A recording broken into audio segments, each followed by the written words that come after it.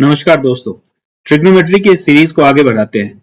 पिछले कुछ वीडियोस में हमने अपने सारे 6 के 6 ट्रिग्नोमेट्रिक रेशियो की वैल्यू 0, 30, 45, 60 और 90 डिग्री एंगल्स के लिए निकालना सीख लिया था। आज की क्लास में इन वैल्यूज के बेसिस पे कुछ क्वेश्चन सॉल्व करने की कोशिश करेंगे।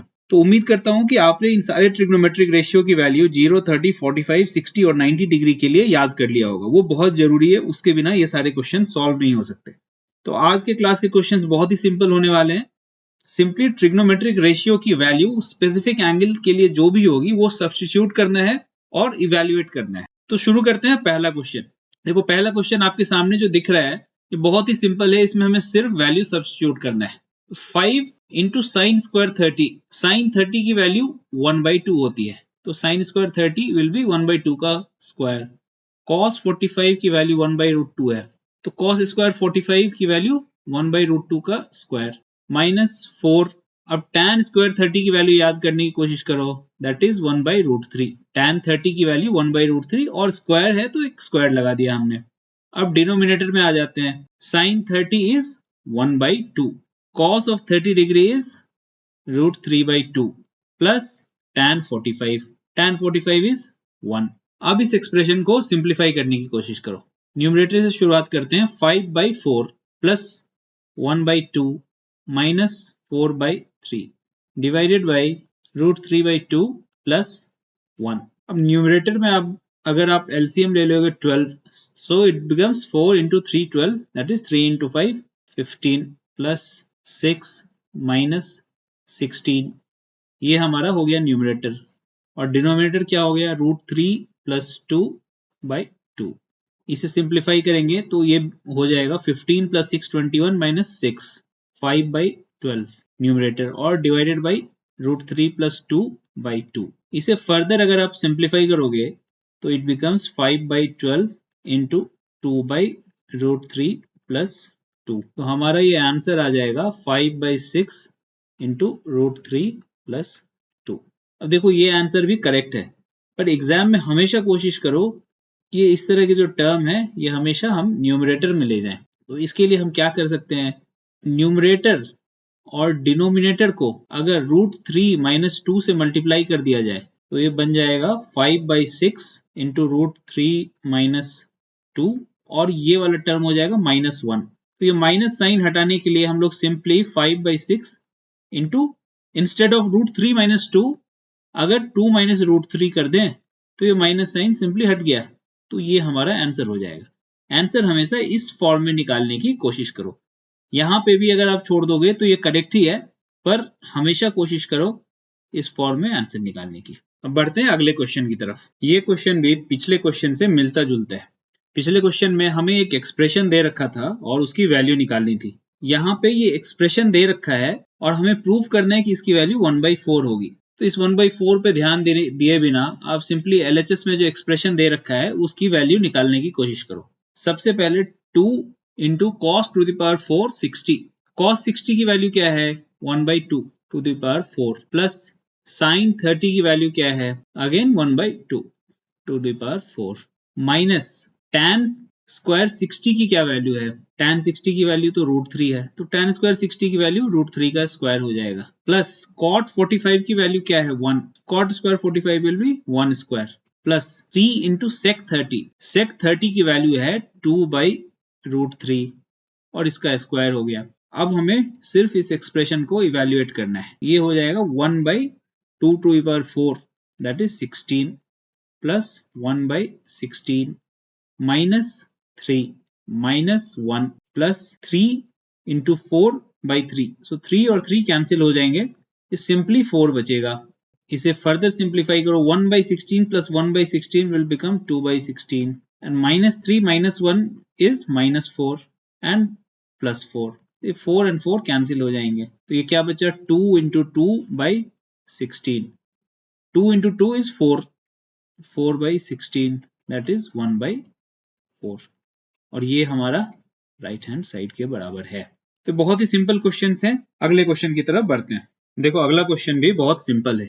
इसमें एक इक्वेशन दे रखा है और हमें इसमें x की वैल्यू निकालनी है। x की वैल्यू क्या होगी, तो आप ये LHS को अभी के लिए भूल जाओ। सबसे पहले हम लोग ये राइट हैंड साइड पे फोकस करेंगे। राइट हैंड साइड हमारा क्या कह रहा है, sine 60 degree cos 30 degree minus cos of 60 degree into sine of 30 degree. अब साइन 60 की वैल्यू यहां सब्स्टिट्यूट करनी है। Sine 60 is nothing but root 3 by 2 and cos 30 is also root 3 by 2 minus cos 60 is half और sin 30 की value भी half है। So root 3 by 2 into root 3 by 2 becomes 3 by 4 minus 1 by 4. So it will become 2 by 4, that is 1 by 2. अब ये RHS की value जो है ये 1 by 2 आ गई। इसका मतलब sine of 2x is equals to 1 by 2। अब आप यहाँ पे एक चीज ध्यान दो, किस एंगल के लिए साइन ट्रिग्नोमेट्रिक रेशियो की वैल्यू 1 by 2 होती है। तो अगर आप अपना टेबल रेफर करोगे जो हमने पिछले क्लासेस में देखा है, तो sine of 30 is equals to 1 by 2। Sine 30 की वैल्यू 1 by 2 होती है। इसका मतलब ये जो 2x यहां लिख रखा है, ये 2x is nothing but 30 degree. 2x is nothing but 30 degree. क्यों? sin 2x is equals to sin of 30 degree. तो ये 2x will be nothing but 30 degree. इसलिए x की वैल्यू क्या हो जाएगी, 15 डिग्री, और ये हमारा आंसर हो जाएगा। अगले क्वेश्चन की ओर बढ़ते हैं। देखो अगले क्वेश्चन में दे रखा है थीटा एक अक्यूट एंगल है और हमें एक और इक्वेशन दे रखा है, that is it is already given tan theta plus cot theta is equals to 2. So what we have to find is value of tan to the power 7 theta plus cot to the power 7 theta. इसकी value क्या होगी ये हमें निकालनी है। सबसे पहले जो हमें क्वेश्चन में दे रखा है वहां से काम करना शुरू करते हैं। देखो tan प्लस कॉट, यहाँ पे आपको सोचना किस तरह, ये देखो tan to the power 7 plus cot to the power 7, इसे अगर आप सोचने की कोशिश करोगे तो ऐसा कोई टू द पावर 7 बोल के कोई फॉर्मूला दिमाग में नहीं आएगा।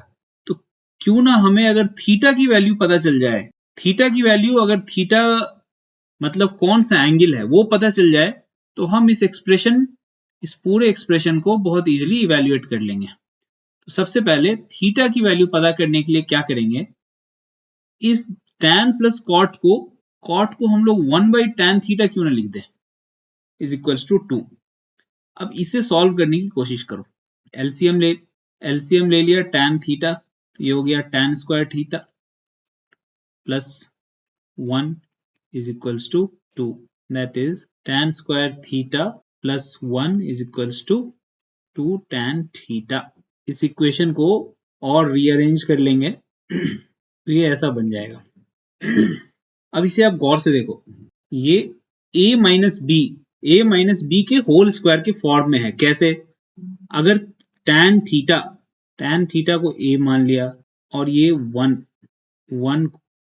को b मान लिया, तो a माइनस बी का होल स्क्वायर क्या होगा, tan थीटा माइनस 1 का होल स्क्वायर। इसे आप अगर फर्दर इवेल्युएट करोगे तो ये क्या बन जाएगा, tan square theta a square plus b square that is 1 minus 2ab, 2 into a is tan theta and b is 1, so it will simply become 2 tan theta। इसीलिए हमारा ये जो एक्सप्रेशन यहाँ पे आया है, ये इक्वेशन जो आया है, इसको हम लोग फर्दर लिख सकते हैं tan theta minus 1 whole square is equals to 0। इसे फर्दर कैसे इवेल्युएट कर सकते हैं, tan थीटा इज सिंपली 1। अब फिर से हमारे ट्रिग्नोमेट्रिक टेबल को वापस से रेफर करो। थीटा के किस वैल्यू के लिए tan थीटा 1 होगा। अगर आप टेबल गौर से देखोगे या फिर अगर आपको याद है तो आपको ध्यान में आएगा कि theta is 45 degree, then tan 45 degree is 1। इसीलिए इससे हम लोग tan 45 भी लिख सकते हैं। सो थीटा की वैल्यू क्या हो जाएगी, simply 45 degree. Theta will be 45 degree. अब हमें अगर थीटा पता चल चुका है 45 डिग्री, हमें ये पता चल चुका है कि ये थीटा इज 45। तो इस एक्सप्रेशन को इवेल्युएट करना बहुत ही आसान हो गया है। ये एक्सप्रेशन क्या है, tan to the power 7 theta plus cot to the power 7 theta. Theta को हमने 45 डिग्री सब्स्टिट्यूट कर दिया, tan 45 की वैल्यू होती है 1 to the power 7 plus cot 45 की वैल्यू भी 1 होती है, 1 to the power 7। So this becomes 1 plus 1 that is 2। इसीलिए ये जो एक्सप्रेशन हमारा था इसकी वैल्यू हमने 2 डिराइव कर ली और यही हमारा आंसर होगा। उम्मीद करता हूं आपको जो भी क्वेश्चंस अभी तक मैंने बताए हैं वो समझ में आ रहे होंगे। ये क्वेश्चंस बहुत ही सिंपल हैं, इसमें सिंपली हमें ट्रिग्नोमेट्रिक टेबल से वैल्यू सब्स्टिट्यूट करना है। वो टेबल आपको एग्जाम में दिया नहीं रहेगा, आपको याद करना है हर हालत में। उसे याद करने की ट्रिक मैंने इससे पहले वाले वीडियो में बता रखी है। बढ़ते हैं अगले क्वेश्चन की तरफ। इस क्वेश्चन में भी देखो एक इक्वेशन ऑलरेडी दे रखा है। इस इक्वेशन में जो अननोन है यानी कि एंगल ए, इसकी वैल्यू हमें निकालनी है। एंगल ए की वैल्यू क्या होगी, तो निकालने की शुरुआत करते हैं। देखो अब ऐसे क्वेश्चन में थोड़ा ये सोचना होगा कि यहाँ पे कॉस भी है और साइन भी है, तो दो ट्रिग्नोमेट्रिक रेशियो हमारे पास हैं। ऐसे सिचुएशन में ए की वैल्यू निकालना थोड़ा डिफिकल्ट होगा। पर अब देखो कि न्यूमरेटर और डिनोमिनेटर दोनों में कॉस और साइन ही है। न्यूमरेटर में भी कॉस और साइन का एक एक्सप्रेशन है और डिनोमिनेटर में भी है। क्यों ना हम इसे किसी एक ही ट्रिग्नोमेट्रिक रेशियो के फॉर्म में ले आएं, तो फिर हमारे इक्वेशन में सिर्फ एक वेरिएबल बचेगा। अभी cos a और sin a दो वेरिएबल्स हैं, उस समय सिर्फ एक ट्रिग्नोमेट्रिक रेशियो बचेगा। वो कैसे कर सकते हैं, दो तरीके हैं, न्यूमरेटर और डिनोमिनेटर दोनों को cos a से डिवाइड कर दो, या फिर न्यूमरेटर और डिनोमिनेटर दोनों को sin a से डिवाइड कर दो। यहां सॉल्व करने के लिए मैं cos a से डिवाइड करता हूं। So dividing numerator and denominator by cos a. So it will be cos a by cos a minus sin a by cos a. और similarly denominator भी ऐसा ही रहेगा, cos a by cos a plus sin a by cos a. 1 minus root 3 by 1 plus root 3. Cos a by cos a will get cancelled out, so it will become 1. And sin a by cos a is nothing but tan a. Denominator में भी cos and cos will get cancelled out, and sin a by cos a is nothing but tan a. So 1 minus tan a divided by 1 plus tan a is equals to 1 minus root 3 by 1 plus root 3. अब इस equation को आप दोनों तरफ multiply करके, cross multiply करके solve भी कर सकते हो, बट यहाँ उसकी जरूरत नहीं है। ये देखो ना, ये 1 माइनस टैन ए जो है ये हमारा न्यूमरेटर है और डिनोमिनेटर 1 प्लस टैन ए है। इसे हम किस चीज के साथ इक्वेट कर रहे हैं, 1 माइनस रूट 3 और 1 प्लस रूट 3। तो ये 1 और 1 न्यूमरेटर के, और ये 1 और ये 1 डिनोमिनेटर के, तो एक ही है। ऑपरेटर साइन भी डिनोमिनेटर में दोनों ही तरफ प्लस है और न्यूमरेटर में दोनों ही तरफ माइनस है। इसका क्या मतलब हुआ, टैन ए की वैल्यू रूट 3 है। अगर आप क्रॉस मल्टीप्लाई करके भी सॉल्व करोगे तो हमारे लिए टैन ए की वैल्यू रूट 3 ही आएगी। अब फिर याद करने की कोशिश करो कि किस एंगल के लिए टैन की वैल्यू रूट 3 है। तो अगर आपने ट्रिग्नोमेट्रिक टेबल और पिछले 2-3 क्लासेस ढंग से देखे होंगे तो आपको अच्छे से याद होगा कि 60 डिग्री, टैन 60 डिग्री की वैल्यू रूट 3 होती है। तो इसका मतलब क्या हुआ, ये जो ए एंगल है ये कुछ और नहीं बल्कि 60 डिग्री ही है, इसलिए एंगल ए इज 60 डिग्री और यही हमारा आंसर हो जाएगा। यहाँ पे क्वेश्चन में था फाइंड ए, इसलिए ए की वैल्यू हमने क्या डिराइव की, 60 डिग्री। पढ़ते हैं अगले क्वेश्चन की ओर। ये क्वेश्चन भी पिछले वाले क्वेश्चन से, अभी जो हमने जस्ट सॉल्व किया उससे मिलता जुलता है। देखो एक ट्राइंगल एबीसी में ट्रिग्नोमेट्रिक रेशियो टैन और सेक की वैल्यू दे रखी है एंगल्स के कुछ सम के लिए। पहला जो हमें दे रखा है वो है tan a plus b minus c is equals to 1। ये हमें ऑलरेडी दे रखा है। अब फिर यहां पे याद करने की कोशिश करो कि tan के साथ कौन सा एंगल रहेगा, किस एंगल के लिए ट्रिग्नोमेट्रिक रेशियो tan की वैल्यू 1 है। तो अगर आपको टेबल याद होगा तो 45 डिग्री के लिए tan की वैल्यू 1 है, इसलिए 1 को हम tan 45 डिग्री भी लिख सकते हैं। तो अंदर जो एंगल है tan of a plus b minus c is equals to tan 45। इसका मतलब ये a plus b minus c, ये जो अंदर एंगल है इसकी वैल्यू 45 होगी। मतलब a plus b minus c is equals to 45 degree. ये हमारा पहला इक्वेशन बन गया। पिछले क्वेश्चन में हम लोग क्या कर रहे थे, सिंपली tan a इधर रहता था और यहाँ tan 45 डिग्री, तो a की वैल्यू 45 हो जाती थी। यहाँ पे ऐसा नहीं है, इस a की जगह हमें क्या दे रखा है, a plus b minus c, तो tan of a plus b minus c is equals to tan 45, इसलिए a plus b minus c की वैल्यू 45 डिग्री होगी। अब दूसरा एक्सप्रेशन उठाते हैं जो हमें दे रखा है, sec of b plus c minus a is equals to 2। अब फिर से ट्रिग्नोमेट्रिक टेबल से याद करने की कोशिश करो कि किस एंगल के लिए sec की वैल्यू 2 होगी, तो वो आपको दिखेगा 60 डिग्री के लिए sec की वैल्यू 2 होगी। इसीलिए b plus c minus a, b plus c minus a is nothing but 60 degree. ये हो गया हमारा दूसरा इक्वेशन। वेरिएबल्स हमारे पास कितने हैं, 1 2 3 ए बी सी, तो दो इक्वेशन से ये सॉल्व तो होने वाला नहीं है, इसीलिए हमें तीसरा इक्वेशन चाहिए। अब वो क्वेश्चन में तो दे नहीं रखा, थोड़ा सा सोचने की कोशिश करोगे वो तीसरा इक्वेशन कहां से आएगा। देखो एक ट्राइंगल के ये तीनों एंगल हैं, A B C, A B और सी, ये तीनों एक ट्राइंगल के एंगल हैं। इसका मतलब a plus b plus c sum of all three angles of triangle क्या होगा, ऑफ कोर्स 180 डिग्री। तो ये हमारा तीसरा इक्वेशन हो गया। अब हमारे पास तीन इक्वेशन हो गए हैं और तीन वेरिएबल हैं, इसे हम लोग इजिली सॉल्व कर सकते हैं। देखो पहला इक्वेशन क्या है, a plus b minus c is equals to 45 degree, ये यहां से उठा लिया। दूसरा इक्वेशन क्या है, b plus c minus a is 60, इसे इसके नीचे लिख लिया। और तीसरा इक्वेशन यहां से ले लिया, a plus b plus c is equals to 180 degree. अब यहां पे अगर आप इक्वेशन 1 और इक्वेशन 2 इन दोनों को सम करते हो, तो ये देखो सिंपली इक्वेशन 1 और 2 पे ध्यान दो, ये a और a कैंसिल आउट हो जाएगा, c और c, क्यों, plus c minus c cancel out हो जाएगा, बचेगा क्या, 2b। फिर से देखो एक बार, इक्वेशन 1 और इक्वेशन 2 इन दोनों को ऐड किया, a plus a minus a cancel हुआ, plus c minus c cancel हुआ, बचा हमारे पास सिंपली 2b, और 60 प्लस 45 इज 105, इसलिए एंगल b की वैल्यू हो गई 105/2 डिग्री।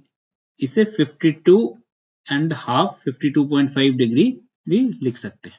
अब एंगल बी की वैल्यू हमें पता चल चुकी है, अब हमें निकालना है सिर्फ एंगल ए और सी की वैल्यू, जो हम लोग इस बी के लिए जो वैल्यू आई है इसकी मदद से बहुत आसानी से निकाल सकते हैं। आओ देखते हैं।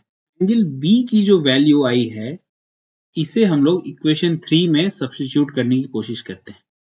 इक्वेशन 3 क्या है, a plus b plus c is equals to 180 degree. B की वैल्यू क्या आई है, 52.5 degree, plus c is equals to 180, तो a plus c will be 180 minus 52.5 degree, इसीलिए a प्लस सी की क्या वैल्यू हो जाएगी यहाँ पे, 127.5 डिग्री। इसे इक्वेशन 4 मान लो। अब इस b की वैल्यू जो 52.5 है इसे सब्स्टिट्यूट करो इक्वेशन 2 में। क्यों, क्योंकि हमें एक और इक्वेशन चाहिए दो वेरिएबल में। अभी हमारे पास a प्लस सी के फॉर्म में एक इक्वेशन आ गया है। अब substituting b is equals to 52.5 degree in equation 2, यहाँ 2 में अगर हम सब्स्टिट्यूट करेंगे तो b plus c minus a, तो b बन जाएगा simply 52.5 degree plus c minus a is equals to 60 degree, तो ये क्या बन जाएगा, c minus a is equals to 7.5 degree. इसे मान लो इक्वेशन 5। अब अगर इक्वेशन 4 और इक्वेशन 5 को सिंपली हम लोग ऐड कर देते हैं, इक्वेशन 4 प्लस इक्वेशन 5, तो ये बन जाएगा a प्लस सी यहां से प्लस c माइनस a यहां से is equals to 127.5 plus 7.5 that is 135 degree. अब ये a कैंसिल आउट हो गया, 2c विल बी 135 डिग्री, इसलिए c की वैल्यू क्या हो गई 67.5 डिग्री। तो हमने b की वैल्यू ऑलरेडी निकाली हुई है 52.5, c की वैल्यू हमने निकाल ली 67.5। अब इसे किसी भी इक्वेशन में 1 2 3 4 5 कहीं भी डाल दो, b पता है c पता है तो a ऑफ कोर्स निकल जाएगा। हम लोग इसे c की वैल्यू को इक्वेशन 5 में डालते हैं। इक्वेशन 5 क्या कहता है, c minus a is 7.5, c minus a is 7.5 degree. अब c की वैल्यू क्या है 67.5 minus a is equals to 7.5, इसलिए a की वैल्यू क्या हो जाएगी 60 डिग्री। तो a की वैल्यू आ गई 60, b की वैल्यू आ गई 52.5 और c की वैल्यू आ गई 67.5 और यही हमारा आंसर है। तो ट्रिग्नोमेट्रिक रेशियो स्पेसिफिक एंगल्स के लिए जो भी है वो हमने एक टेबल में लिस्ट आउट कर लिया था और उसके बेसिस पे आज की क्लास में कुछ क्वेश्चंस कंसेप्चुअली आपको समझाने की कोशिश की है। इसके अलावा आप जो भी बुक फॉलो कर रहे हो उसमें बहुत सारे क्वेश्चन मिलेंगे और तब तक इन क्वेश्चंस को बनाओ जब तक आपके फिंगर टिप्स पे सारे ट्रिग्नोमेट्रिक रेशियो की वैल्यू 0, 30, 45, 60 और 90 डिग्री के लिए with in a fraction of second आपको याद ना हो जाए। आज के क्लास में बताए हुए किसी भी क्वेश्चन में अगर कोई डाउट है या फिर बुक्स में अवेलेबल किसी और क्वेश्चन में जो आपको लग रहा है कि आज के क्लास में बताए हुए क्वेश्चन से कॉन्सेप्चुअली काफी डिफरेंट है, वो डाउट आप कमेंट सेक्शन में डाल सकते हो। तो इसे प्रैक्टिस करो और फिर मिलते हैं अगले क्लास में जहां हम ट्रिग्नोमेट्रिक आइडेंटिटीज सीखना शुरू करेंगे।